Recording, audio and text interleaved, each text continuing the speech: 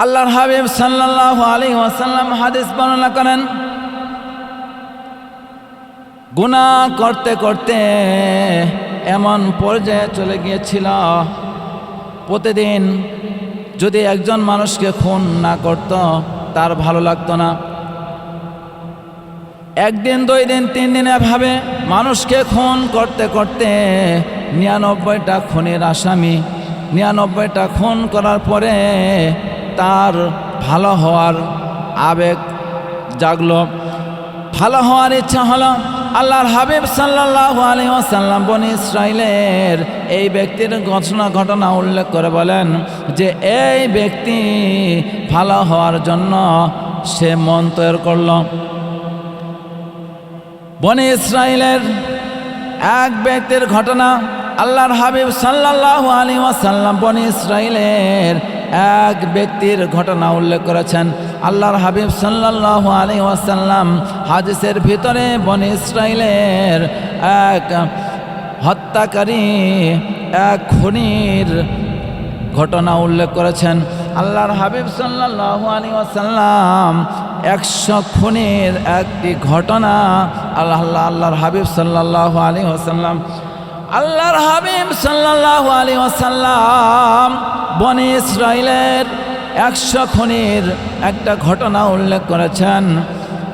পাপ করতে করতে এমন পর্যায়ে চলে গিয়েছিল, 90টা খুন করার পর আল্লাহর হাবিব সাল্লাল্লাহু আলাইহি ওয়াসাল্লাম এক খুনির আলোচনা করেছেন বনি ইসরাইলের। আল্লাহর হাবিব সাল্লাল্লাহু আলাইহি ওয়াসাল্লাম হাদিসে পাকের মধ্যে বনি ইসরাইলের 99 খুন করার পর এক ব্যক্তি ভালো হওয়ার ইচ্ছা পোষণ করেছে। 99টা খুন করার পর সে চিন্তা ভাবনা করলো, জীবনে তো অনেক পাপ করলাম, অনেক খুন করলাম, অনেক গুনাহ করলাম, এখন ভালো হয়ে যায়, মৃত্যুর আগে ভালো হয়ে যদি আল্লাহ রাব্বুল আলামিনের দরবারে যেতে পারি, মাপ চাই, আল্লাহ রাব্বুল আলামিন যদি ক্ষমা করে দেন তাহলে জান্নাতের আশা করা যায়। এই ভাবনা, এই চিন্তা সে বাড়ি থেকে বের হলো, লোকজনকে জিজ্ঞাসা করল, আমি তওবা করব, ভালো হব, কোন ব্যক্তির কাছে যাওয়া যায়? একজন বুজুর্গের কথা বলল যে অমুক গ্রামে একজন বুজুর্গ আছে, আল্লাহর ওলি আছে, তার কাছে যাও। তার কাছে গিয়ে, বুজুর্গের কাছে গিয়ে বলল, হযরত, আমি 99টা খুন করেছি, আমার তওবার কোনো রাস্তা খোলা আছে কি? আমি আল্লাহ রাব্বুল আলামিনের দরবারে মাফ পাবো কি? সে আল্লাহর ওলি বলল, তুমি দুনিয়ার ভিতরে এত পাপী 99টা খুন করেছ, তোমার তওবার কবুল হবে না, তোমার চেয়ে পাপী এই দুনিয়াতে নেই। সেই ব্যক্তি বুজুর্গকে বলল, কেন? আল্লাহ রাব্বুল আলামিন কিয়ামত পর্যন্ত তওবার দরজা খোলা রেখেছেন, তাহলে আমার তওবা কবুল হবে না কেন? সেই বুজুর্গ রেগে তাকে বলল, আমার দরবার থেকে চলে যাও, তোমার ক্ষমা হবে না। সেই 99টা খুন করেছে এই ব্যক্তি চিন্তা করলো, আমার যখন মাফ হবে না, যখন আমি জাহান্নামে যাব, তাহলে একেও খুন করে 100টা মিল করে নেই। তরবারিটা বের করে তার মাথা দ্বিগণ্ঠিত, তার মাথা, তরবারিটা বের করে তার মাথা গর্দান থেকে উড়িয়ে দিল, দ্বিখণ্ডিত করে দিল। এরপরে সে আস্তে আস্তে রওনা দিল। এক লোককে জিজ্ঞাসা করলো, ভাই, আমি 99 থেকে 100টা খুন করেছি, 99টা খুন করেছিলাম, এখন 100 পূরণ করেছি, আমার ভালো হওয়ার কোনো রাস্তা আছে কিনা, আশেপাশে কোনো বুজুর্গ ব্যক্তি আছে কিনা? এক লোক সন্ধান দিল, একটু সামনে গিয়ে একটা বাজার আছে, ওই বাজারের পাশে একজন বুজুর্গ আছে, সেই বুজুর্গের কাছে তুমি গিয়ে তওবা করতে পারো। সেই বুজুর্গের সন্ধান নিয়ে সেই বুজুর্গের কাছে চলে গিয়ে বুজুর্গের কাছে গিয়ে বলল, হুজুর, আমি 99টা খুন করার পর এক বুজুর্গের কাছে গেলাম, সে বলল যে তোমার মাপের কোনো রাস্তা নেই, তুমি 99টা খুন করেছ, আল্লাহ রাব্বুল আলামিন তোমাকে মাফ করবে না, সেই জন্য তাকেও আমি খুন করে 100 মিল করে আপনার দরবারে এসেছি, বলুন আমার মাপের কোনো রাস্তা আছে কিনা, আমার তওবার দরজা খোলা আছে কিনা, আমি তওবা করলে আল্লাহ রাব্বুল আলামিনের দরবারে মাপ পাবো কিনা। সে বুজুর্গ বলল, হ্যাঁ, 100 খুন কেন, 1000 লক্ষ খুন করেও যদি আল্লাহ রাব্বুল আলামিনের দরবারে কেউ তওবা করে, তওবাতুন নাসুহা করে, তাহলে আল্লাহ রাব্বুল আলামিন তাকে ক্ষমা করে দিবেন। সুবহানাল্লাহ। এরপরে ওই বুজুর্গ তাকে তওবা করে আল্লাহ রাব্বুল আলামিনের সাথে সম্পর্ক করে দিলেন। সুবহানাল্লাহ। এই ব্যক্তির প্রতি আল্লাহ রাব্বুল আলামিন কেমন খুশি হয়েছেন তার ঘটনা মুসলিম শরীফের 2য় খণ্ডের আলোচনা থেকে বুঝতে পারবেন। এক ব্যক্তি মরুভূমির ভিতরে ওট নিয়ে চলতেছিল। ওট হলো মরুভূমির জাহাজ, মরুভূমির জাহাজ হলো ওট। ওট দিয়ে যাচ্ছিল, রাস্তায় যেতে যেতে যেতে যেতে একটু হয়রান হয়ে গেল।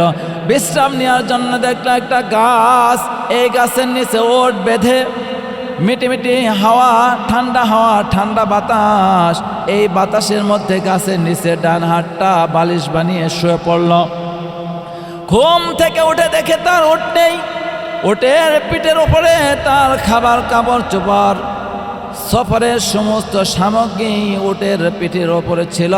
বন্ধুরা আমার, মুসলমান ভাইয়েরা আমার, কিন্তু ওট হারিয়ে গিয়েছে। ঘুম থেকে উঠে দেখে ওট যেখানে বেঁধে রেখেছিল এই গাছের নিচে ওট নেই। হয়রান হয়ে গেল, পরেশান হয়ে গেল। ওট কোথায় গেল? আশপাশ খোঁজ করে দেখলো কোথাও ওট নেই। আল্লাহ রাব্বুল আলামিনকে বলল, আল্লাহ, আমি যেই জায়গায় এসেছি আমার জায়গায় যদি যেতে যাই তাহলেও 20 মাইলের রাস্তা, আবার সামনে যেই জায়গায় যাব সেই জায়গা আবার 20 মাইলের রাস্তা, মাঝামাঝি জায়গা। এই মরুভূমিতে একটা পাও ফালানোর শক্তি নেই। বালু এত উত্তপ্ত, এত গরম, এই মরুভূমিতে মানুষ স্বাভাবিকভাবে চলাফেরা করতে পারে না। ওট হলো মরুভূমির জাহাজ, এই ওটের মাধ্যমে এই সমস্ত মরুভূমিতে চলাফেরা করতে হয়। বন্ধুরা আমার, মুসলমান ভাইয়েরা আমার, গভীর মনোযোগ। এই ব্যক্তি আল্লাহ রাব্বুল আলামিনের উপরে আস্থা রেখে, ভরসা রেখে সে শুয়ে পড়ল, আবার ঘুমিয়ে পড়ল। আল্লাহ রাব্বুল আলামিনকে বলল, আল্লাহ, তোমার নামে আমি শুয়ে পড়লাম, সামনে যাওয়ার আমার কোনো শক্তি নেই, পিছনে যাওয়ার আমার কোনো শক্তি নেই। আল্লাহুম্মা বিসমিকা আমুতু ওয়া আহইয়া। আল্লাহ, তুমি আমাকে ইচ্ছা করলে মারতেও পারো, বাঁচতেও পারো, আমি এখন কি করব? আমার কোনো উপায় নেই। বন্ধুরা আমার, মুসলমান ভাইয়েরা আমার, ঘুমিয়ে পড়ল। ঘুম থেকে ওঠার পর হঠাৎ করে দেখে ওটটা যে জায়গায় বাঁধা ছিল, ওটটা যেই জায়গায় দাঁড় করানো ছিল ওই জায়গায় তার ওট এসে হাজির হয়েছে। সুবহানাল্লাহ। বন্ধুরা আমার, মুসলমান ভাইয়েরা আমার, এই ওট যে আছে, এই ওট পাওয়ার পর এই ব্যক্তি কতটুকু খুশি হবে বলেন দেখি? এর চেয়েও খুশি হয় আল্লাহ রাব্বুল আলামিন। বান্দা পথভ্রষ্ট হয়ে 100 কেন হাজার হাজার খুন করেও যদি এসে আল্লাহ রাব্বুল আলামিনের কাছে এসে ক্ষমা চায়, আল্লাহ রাব্বুল আলামিনের সাথে সম্পর্ক হয়ে যায়। পথ ভোলা বান্দা, পথভ্রষ্ট বান্দা, পথ হারা বান্দা যদি আল্লাহ রাব্বুল আলামিনের রাস্তা পেয়ে যায়, আল্লাহ রাব্বুল আলামিনের কাছে ক্ষমা চায়, আল্লাহ রাব্বুল আলামিনের কাছে মাফ চায়, তওবা করে, আল্লাহ রাব্বুল আলামিন ওই ওট হারানো ব্যক্তি যেরকমভাবে খুশি হয় এর চেয়েও লক্ষ কোটি গুণ খুশি হন আমার আল্লাহ। জোরে সুরে বলেন সুবহানাল্লাহ। আল্লাহ রাব্বুল আলামিন আমাদের সকলকে সহি জিনিস বুঝবার, আমল করা তৌফিক দান করুন। ওয়া মা আলাইনা ইল্লাল বালাগ ওয়া আখিরুদ দানিল হামদুলিল্লাহি রাব্বিল আলামিন। আসসালামু আলাইকুম ওয়া রাহমাতুল্লাহি ওয়া বারাকাতুহু।